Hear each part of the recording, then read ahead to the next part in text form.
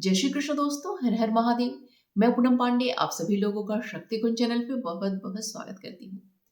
माघ का महीना बहुत ही पवित्र महीना होता है और इस महीने में गंगा स्नान बहुत ही ज्यादा पुण्यदायी माना जाता है।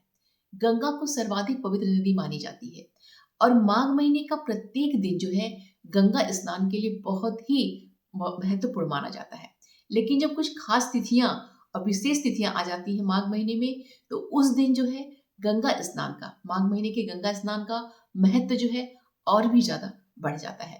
और इन्हीं खास तिथियों में हमारी एक तिथि आती है माघ महीने की अमावस्या तिथि, जिसे कि माघी अमावस्या भी कहा जाता है और मौनी अमावस्या भी कहा जाता है। वैसे तो देखिए, पूरे माघ महीने में लोग कल्पवास करते हैं। जो हमारे 4 प्रमुख स्थान हैं जहाँ पे स्नान के लिए जो है 4 प्रमुख स्थान माने जाते हैं, प्रयागराज, इलाहाबाद है, हरिद्वार है, नासिक है और उज्जैन है। ये 4 जो प्रमुख जगह हैं जहाँ पे स्नान के लिए बहुत ही महत्वपूर्ण माना जाता है। तो यहाँ पे लोग जो है कल्पवास करते हैं, अर्थात पूरे जो है माघ के महीने में वह गंगा स्नान करते हैं, जप करते हैं, दान करते हैं, हवन करते हैं, भजन कीर्तन करते हैं, कथा श्रवण करते हैं। पूरा जो एक महीना है एक तपस्वी की तरह वो अपना जीवन व्यतीत करते हैं। लेकिन देखिए, हर किसी के लिए करना ऐसा संभव नहीं होता है। तो जब माघ महीने की खास तिथि आती है तो हर व्यक्ति जो है प्रयत्न करता है कि उस दिन जो है वो गंगा स्नान अवश्य कर ले, क्योंकि ऐसी मान्यता है कि कुछ ग्रह नक्षत्रों का ऐसा संयोग बनता है कि मौनी अमावस्या के दिन जो है गंगा का जो जल होता है वो बिल्कुल अमृत के समान होता है। इसलिए हर व्यक्ति प्रयत्न करता है कि प्रतिदिन जो है गंगा स्नान अगर हम नहीं कर पा रहे हैं माघ महीने में, तो कम से कम जो है मौनी अमावस्या के दिन जो है इस दिन जो है हम गंगा स्नान अवश्य ही हम कर लें। देखिए, अगर जो संभव है तो इस दिन जो है इन चारों जगहों में से किसी भी जगह जो है हमें जाके जो है गंगा स्नान कर लेना चाहिए। और अगर इन चारों जगहों पे हम गंगा स्नान नहीं कर पा रहे हैं जाके, तो हमारे आसपास जो भी नदी है हमें उसी में जाके जो है स्नान कर लेना चाहिए। अगर वो भी करना संभव ना हो तो घर पे ही जो है गंगा जल डाल के जो है जल में हमें स्नान अवश्य कर लेना चाहिए, क्योंकि इस दिन का, मौनी अमावस्या के दिन का गंगा स्नान बहुत ही महत्वपूर्ण माना जाता है। हमारे समस्त प्रकार के पापों का नाश करता है, हमारा जो है आध्यात्मिक विकास करता है और हमारे समस्त प्रकार की नकारात्मकता को दूर करता है। इसलिए इस दिन का गंगा स्नान बहुत ही महत्वपूर्ण माना जाता है। माघी अमावस्या को मौनी अमावस्या भी कहा जाता है, क्योंकि इस दिन जो है मौन व्रत किया जाता है।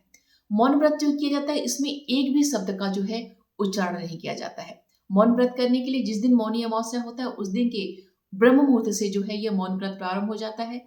पूरे दिन और पूरी रात्रि जो है किसी भी एक भी शब्द का उच्चारण नहीं किया जाता है और अगले दिन जब सूर्योदय हो जाता है तो यह जो मौन व्रत पूर्ण हो जाता है।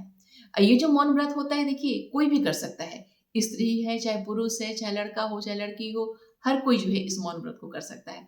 और ये जो मौन व्रत है ये बहुत ही ज्यादा शक्तिशाली माना जाता है, क्योंकि मौन व्रत करने से ऐसी मान्यता है कि आपकी वाणी में जो है एक तेज और एक ओज आता है, आपकी मानसिक एकाग्रता बढ़ती है, आपके अंदर की जो नकारात्मकता होती है वो दूर होती है। और अगर किसी व्यक्ति को किसी भी तरीके की मानसिक जो है, अगर कोई से रोग है, किसी भी तरीके से मानसिक रूप से पीड़ित है, तो ऐसे व्यक्ति को देखिए मौन व्रत अवश्य करना चाहिए। क्योंकि जब मौन व्रत हम करते हैं तो हमारा आध्यात्मिक विकास होता है, नकारात्मकता दूर होती है, हमारे चारों तरफ जो है एक सकारात्मक ऊर्जा का निर्माण होता है। और ऐसी मान्यता है कि अगर किसी मनोकामना को मन में रख के अगर मौन व्रत किया जाता है तो वो मनोकामना बहुत ही जल्द पूर्ण होती है। और मौन रह के, मौन व्रत लेके अगर हम मंत्र करते हैं, दान करते हैं, जप करते हैं, जो भी कार्य हम करते हैं, तो वो जो हमारा मंत्र जाप, जो हवन, दान, पूजा पाठ आदि जो है वो बहुत ही जल्दी फलीभूत होता है।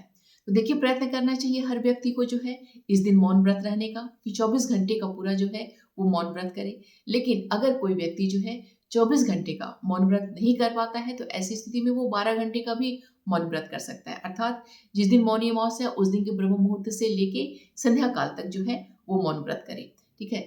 अगर ये भी करना संभव ना हो तो कम से कम जिस समय आप अपने बिस्तर से उठ रहे हैं उस समय से लेके जब तक आपका पूजा पाठ, दान आदि का कार्य न हो जाए तब तक जो है आप मौन रहिए। उसके पश्चात जो है अपना अपना मौन व्रत जो है आप तोड़ दीजिए।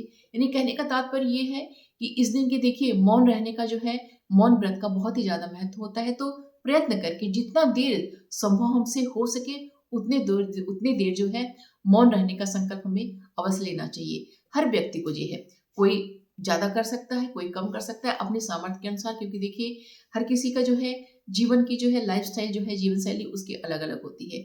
तो उसके अकॉर्डिंग जो है अपनी मतलब सुविधा अनुसार जो है हमें जो है मौन व्रत करने का अवश्य ही प्रयत्न करना चाहिए, क्योंकि मौन व्रत हम सभी के लिए बहुत ही ज़्यादा, क्योंकि आज के कलयुग में देखिए बहुत ही महत्वपूर्ण है, क्योंकि हर व्यक्ति देखिए परेशान चल रहा है। तो अपनी परेशानी को दूर करने के लिए, मन को एकाग्र करने के लिए, अपनी जो है मानसिक शक्ति जो है, जो क्योंकि देखिए मस्तिष्क हमारा ऐसा होता है कि अगर वो हमारा बहुत ही पावरफुल होता है, तभी जो है हर कार्य हम बहुत अच्छे से कर पाते हैं। चाहे घर का कार्य हो, चाहे बिज़नेस व्यापार का कार्य हो, चाहे नौकरी हो, चाहे पढ़ाई हो, लिखाई हो, हर कार्य जो है हम बहुत ही अच्छे से कर सकते हैं। अपने बच्चों को भी हमें प्रेरित करना चाहिए कि इस दिन जो है मौन व्रत वो अवश्य करें, क्योंकि उससे उनकी एकाग्रता बढ़ती है, ठीक है? वो अच्छे से जो है चीज़ों को जो अच्छे से सोच पाते हैं, अच्छे से उसको कर पाते हैं। इसलिए इस दिन का मौन व्रत बहुत ही महत्वपूर्ण होता है। हर व्यक्ति को प्रयत्न करके अपने सामर्थ्य के अनुसार मौन व्रत का संकल्प अवश्य लेना चाहिए। मौनी अमावस्या के दिन देखिए गंगा स्नान का और मौन व्रत का तो महत्व है ही है। इस दिन जो है पितृ तर्पण का और दान का भी बहुत ही ज़्यादा महत्व है। तो इस दिन देखिए हर व्यक्ति को जो है पितृ तर्पण अवश्य करना चाहिए, क्योंकि इस दिन का जो पितृ तर्पण किया जाता है उससे पितरों को होती है, उन्हें असीम प्रसन्नता प्राप्त होती है। और पितृ जब प्रसन्न होते हैं, वो तृप्त होते हैं, तो आपके ऊपर वो कृपा दृष्टि करते हैं, जिससे आपका जो जीवन होता है वह सुखी और समृद्धशाली बनता है। देखिए आज के समय में लगभग हर घर में लोग पितृदोष से पीड़ित हैं।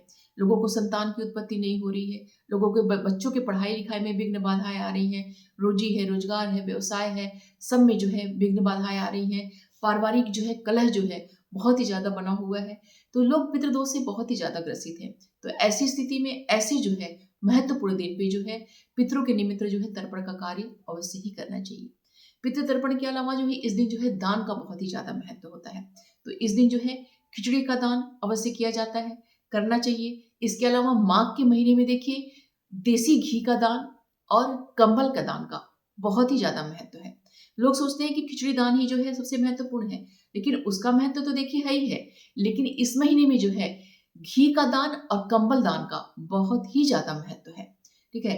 तो इस दिन देखिए जो आप चावल का और उड़द का आप जो है सूखी खिचड़ी जो है, मतलब चावल और उड़द की दाल जो है मिक्स करके वो भी जो है खिचड़ी बना के आप दान कर सकते हैं। इसके अलावा खिचड़ी बना के जो है उसे जो उसको भी जो है आप वितरित कर सकते हैं।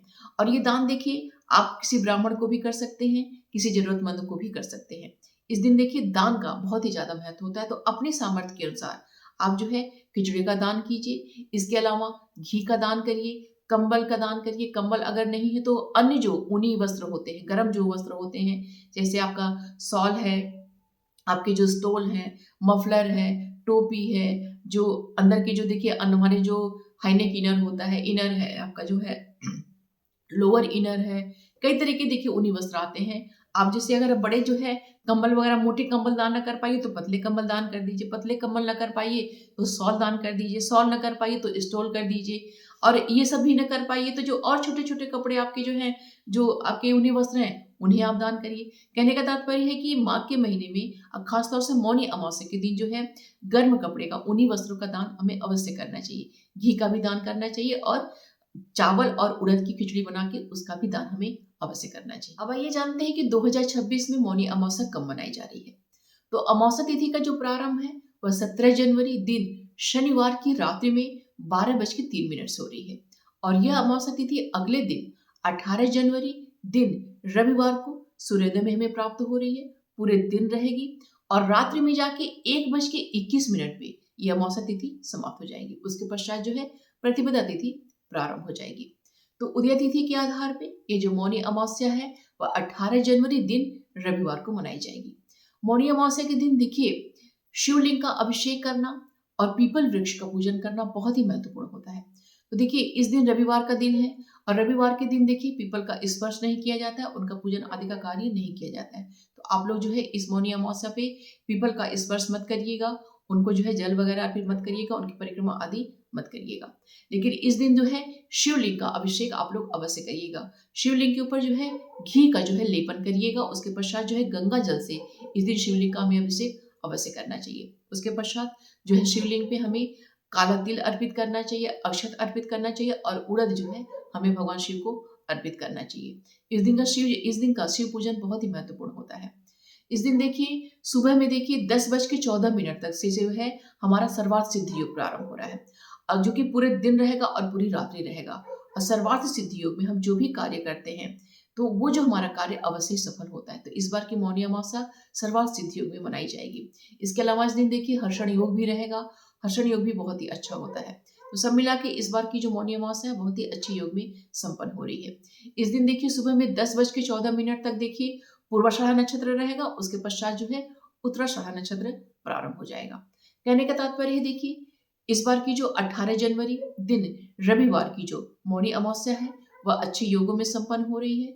और माघ महीने की देखिए सबसे बड़ी जो माघ महीने के सबसे बड़ा जो स्नान माना जाता है वह ये मौनी अमावस्या को ही माना जाता है। इसलिए प्रयत्न करके गंगा स्नान करिए। अगर गंगा स्नान करना संभव ना हो तो घर पे ही देखिए गंगा जल बना के जो है उससे आप स्नान करिए। भगवान शिव का जो है शिवलिंग का अभिषेक करिए।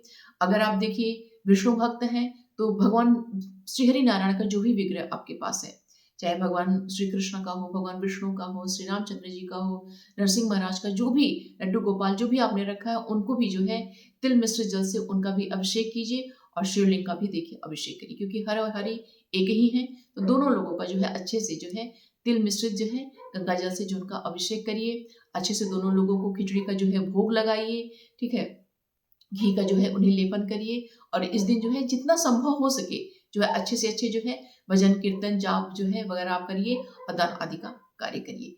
इससे संबंधित कोई भी प्रश्न अगर आपका है तो कमेंट बॉक्स में मुझसे पूछिएगा, उसका रिप्लाई मैं आपको अवश्य करूंगी। वीडियो पसंद आए, वीडियो आपके लिए हेल्पफुल हो तो प्लीज लाइक अवश्य करिएगा। वीडियो को लोगों के संग शेयर भी कीजिएगा। चैनल पे अगर नए हैं तो प्लीज चैनल को सब्सक्राइब अवश्य कर लीजिएगा। मिलते हैं अगली वीडियो में। अपना और अपनों का ख्याल रखिएगा। जय श्री कृष्ण। हर हर महादेव।